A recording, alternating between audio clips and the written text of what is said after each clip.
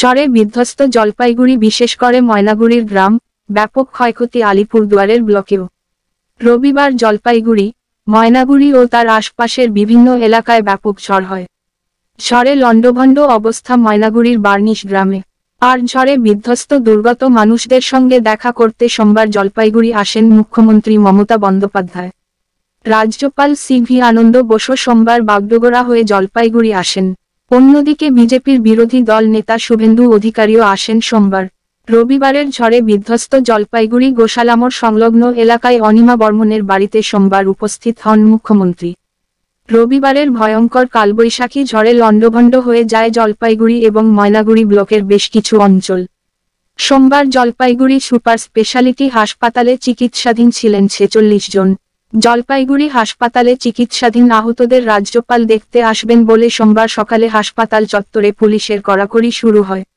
সমগ্র হাসপাতাল চত্বর মেটাল ডিটেক্টর দিয়ে পরীক্ষা করেন জেলা পুলিশের আধিকারিক সহকর্মীরা। সোমবার সকালের বিমানে বাগডোগরা বিমানবন্দরে পৌঁছন রাজ্যপাল সিভি আনন্দ বোস। বাগডোগরা থেকে সড়কপথে জলপাইগুড়ির উদ্দেশ্যে রওনা হন রাজ্যপাল।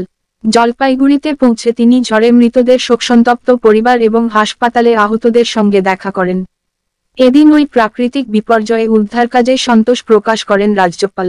বিপর্যয়ের খবর পৌঁছানো মাত্রই রাজ্যপালের তরফে রাজভবনে 24 ঘন্টার কন্ট্রোল রুম শুরু করা হয়। রাজভবনের তরফে কেন্দ্রীয় বিপর্যয় মোকাবিলা বিভাগ ও সংশ্লিষ্ট মন্ত্রকের সঙ্গে রাতেই যোগাযোগ করা হয়। অন্যদিকে আলিপুরদুয়ারের একটি ব্লকের বিভিন্ন এলাকায় সোমবারের ঝড়ে ব্যাপক ক্ষতি হয়েছে। এলাকার অনেক কৃষকের জমির ফসল নষ্ট হয়েছে। বিঘার পর বিঘা ভুট্টা নষ্ট হয়েছে। প্রচুর বাসিন্দার ঘরবাড়ি ক্ষতি হয়েছে। অনেকে এখন গৃহহীন। বর্তমানে তারা কোথায় থাকবে তা নিয়ে চিন্তায় বাসিন্দারা। কয়েকশো বাসিন্দা বর্তমানে গৃহহীন। এখন তারা নিঃস্ব। অনেকে বলেন, রবিবার থেকে খাওয়া দাওয়া নেই।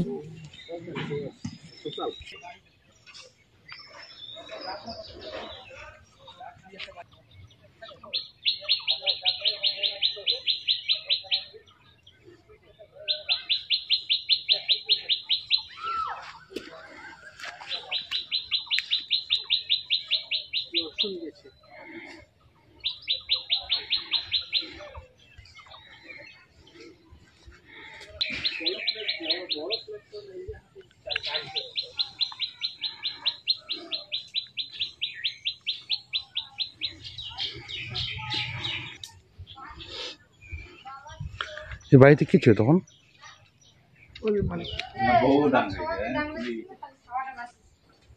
এই ঘর ছিল এই ঘর ছিল মোর ঘর চলে গেছে জ্বালার ফাঁক।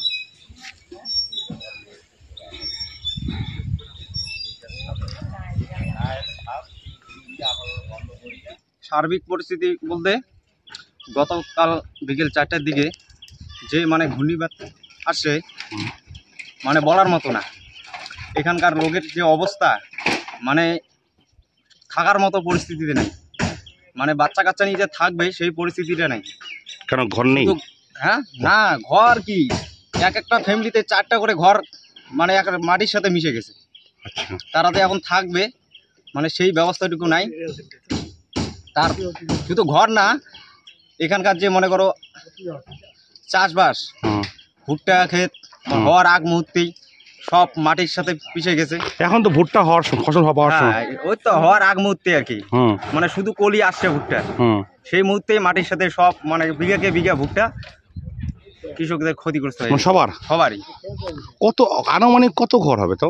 কতজন পরে? আনুমানিক এই দক্ষিণ কামসিংয়ের ম্যাক্সিমাম 100টি পরিবার। গৃহহীন এখন? হ্যাঁ, গৃহহীন।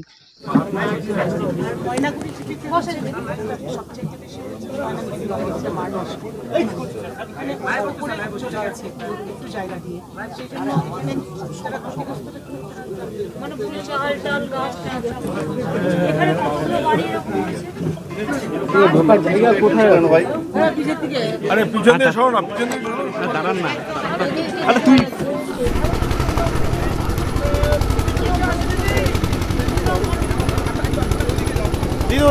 দিদি, ওদের কি রিলিফ ক্যাম্পের ব্যবস্থা করলেন দিদি? সব করা হয়েছে, প্রশাসন সব বলে যাবেন। ঘটেছে আর কি, এটাই বললো কীভাবে ঘটছে, কীভাবে হলো। তারপর জিজ্ঞেস করলো যে কে আছে, কে কে আছে, ওটা জিজ্ঞেস করলো।